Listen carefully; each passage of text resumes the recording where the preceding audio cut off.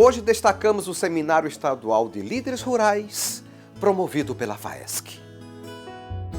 Perspectivas do agronegócio foi o tema das discussões. E esse evento, então, a gente está oportunizando aos nossos líderes o conhecimento de como avança, através de palestras expostas aqui, a tecnologia nesse setor. Mesmo com a estabilidade política e econômica que assola o país, o setor agropecuário segue firme, liderando a geração de emprego e renda. O agronegócio é a base hoje da nossa economia. Tanto que fizemos uma feira agora onde dizia que o tema principal da nossa feira agropecuária era agronegócio, pilar da economia brasileira. É o que tem dado sustentação para a nossa balança comercial, é o que tem sustentado esse país nos últimos anos. Além de ser um dos pilares da economia nacional, o agronegócio brasileiro também se destaca no mercado internacional. O Brasil hoje é o segundo maior exportador de alimentos do mundo, né? E vem crescendo ano após ano. Somos líderes em vários mercados, na avicultura, por exemplo, que é um dos principais produtos aqui do estado. Né? Somos o quarto na exportação de suínos, quarto maior na produção de suínos. Na carne bovina nós somos os primeiros, suco de laranja, cana, que aí entra o açúcar e etanol. Enfim, vários produtos diversificados. Nós somos os primeiros, a celulose, por exemplo, que vem da madeira. Então não é um país de um produto apenas, é um produto que tem capacidade de explorar o potencial que tem, seja de norte a sul, seja a fruticultura no norte, a maçã aqui no sul, enfim. Como eu disse, é um produto onde os produtores são empreendedores e gostam do que fazem e fazem bem feito. Todas as exigências que vêm de mercados internacionais, mais por protecionismo, porque é realmente necessidade, porque o nosso país ele está em primeiro mundo em todas essas questões de produção e transformação de produtos e vejo muito positivo. O Brasil hoje, vale a gente ressaltar, que ele é líder na agricultura tropical. Todos os grandes competidores do Brasil eles estão acima nos trópicos, temperatura mais amena, onde você tem menos praga, você tem um controle melhor das condições de solo e clima. Então, produzir nos trópicos é algo que só o Brasil conseguiu desenvolver isso com inteligência. Isso graças à nossa entidade de pesquisa, a própria Embrapa, que fez um trabalho muito bom aí. E os produtores que foram empreendedores e saíram do sul, foram para o centro-oeste, foram para o Mato Piba, estão no norte hoje.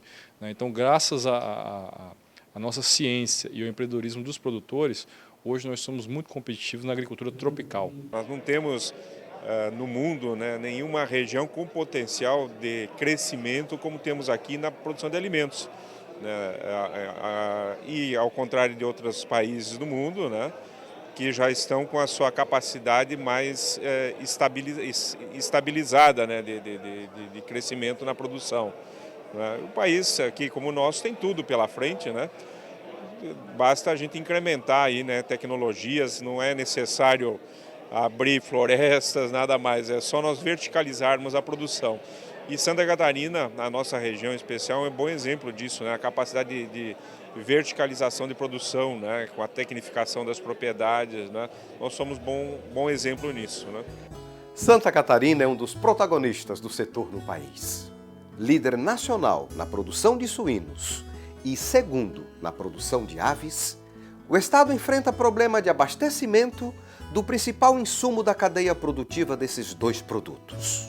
Santa Catarina é um grande produtor de alimento, como já ficou bastante afirmado. Esperamos que nós possamos dar continuidade.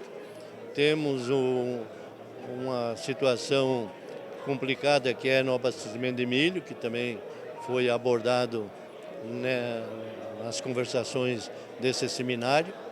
E nós contamos com a participação dessa liderança para dar andamento a esses projetos que a Federação da Agricultura, o sistema FAESC com o Senar, possa andar nesse ano 2017 e nos próximos anos.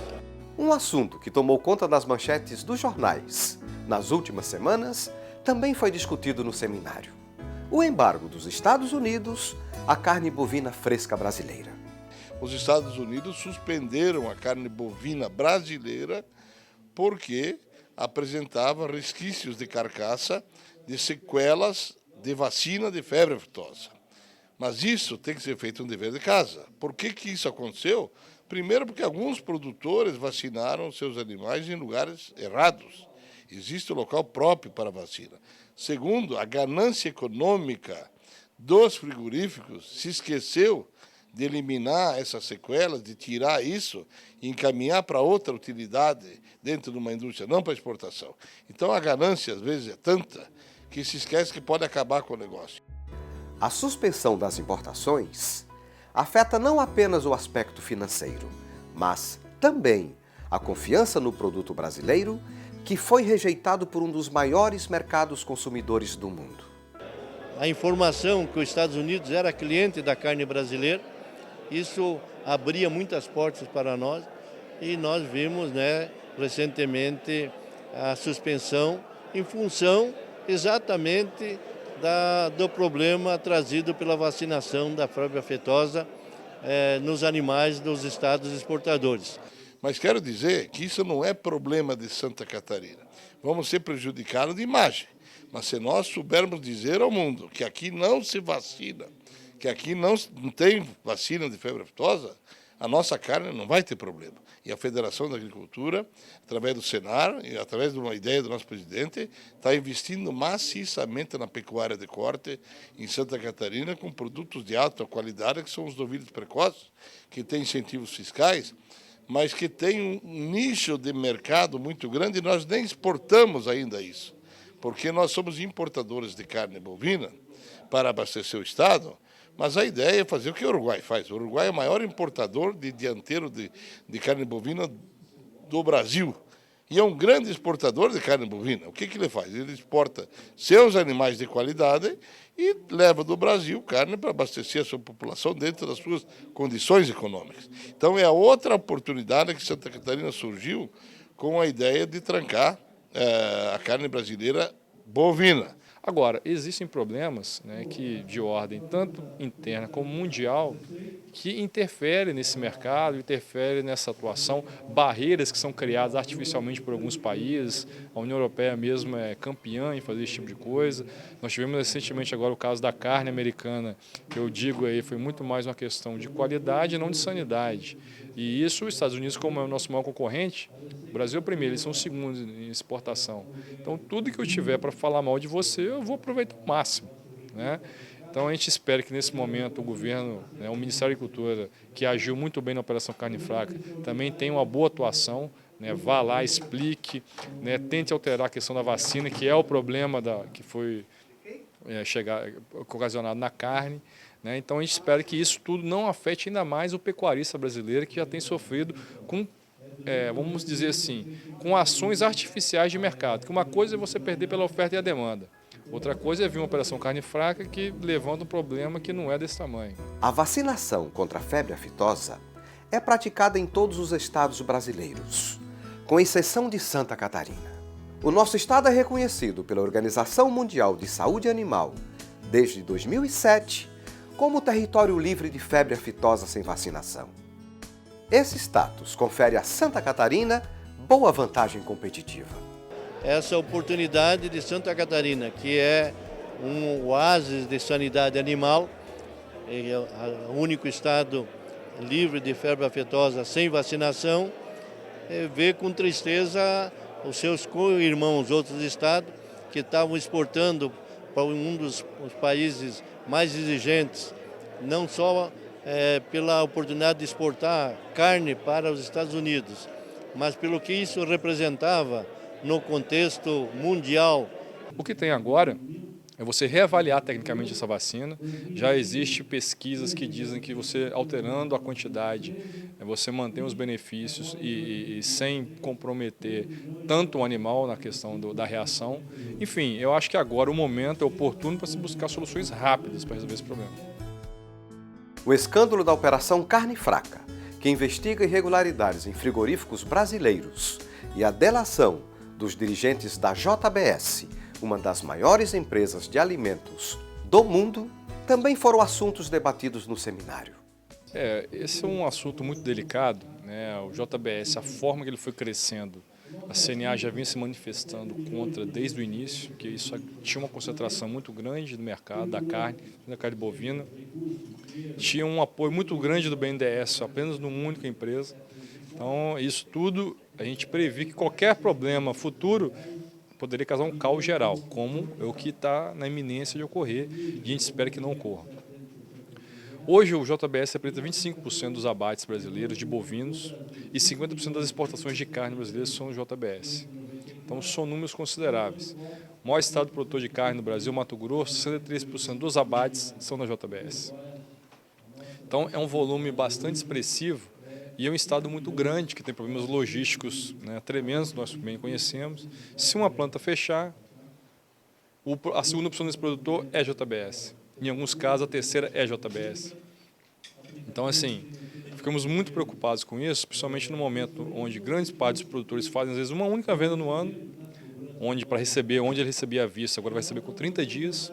Né? Então, já houve uma mudança na forma de pagamento, onde o próprio banco que trocava a nota promissória para ele disse que não vai trocar a nota do JBS, porque é um risco muito grande para o banco, sendo que esse banco é um credor dele, né?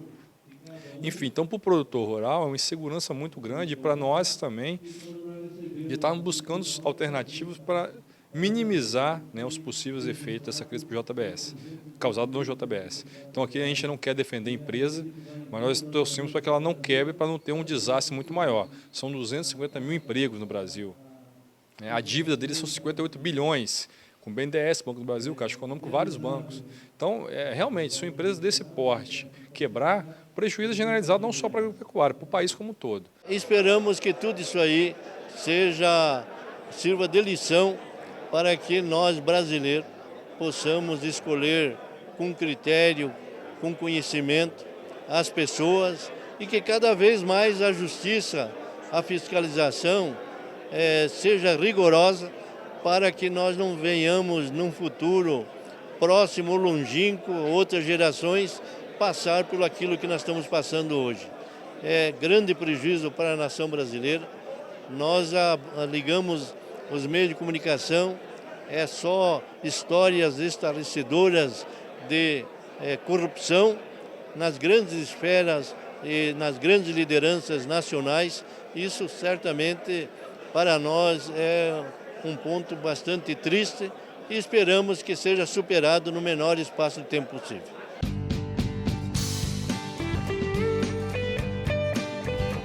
Convidado pelo presidente da FAESC, José Zeferino Pedroso, tive a oportunidade de participar como palestrante do evento.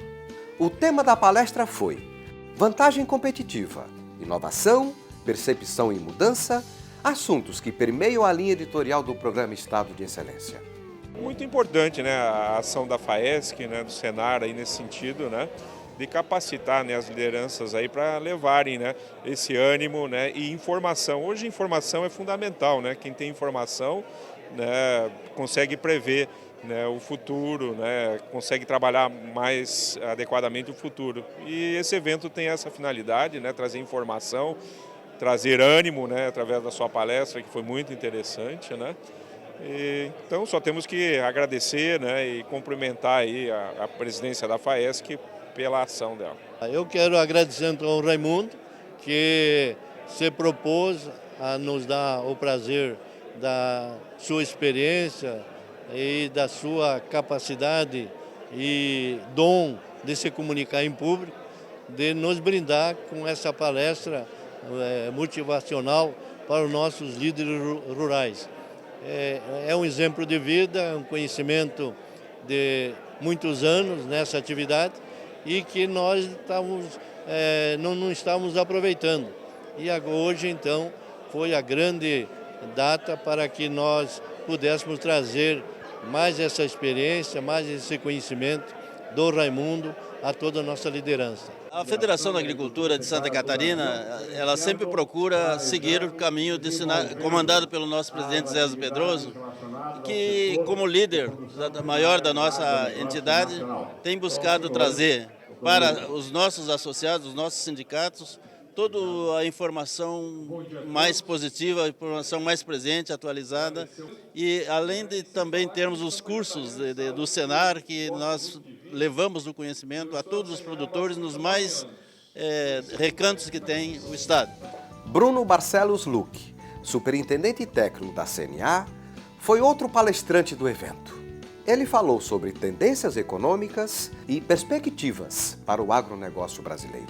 Falando um pouco da questão econômica do mundo, a União Europeia é do segundo maior bloco que nós exportamos produtos agropecuários e tinham uma preocupação muito grande após a saída da Inglaterra da União Europeia da França também sair e causar um caos geral no bloco.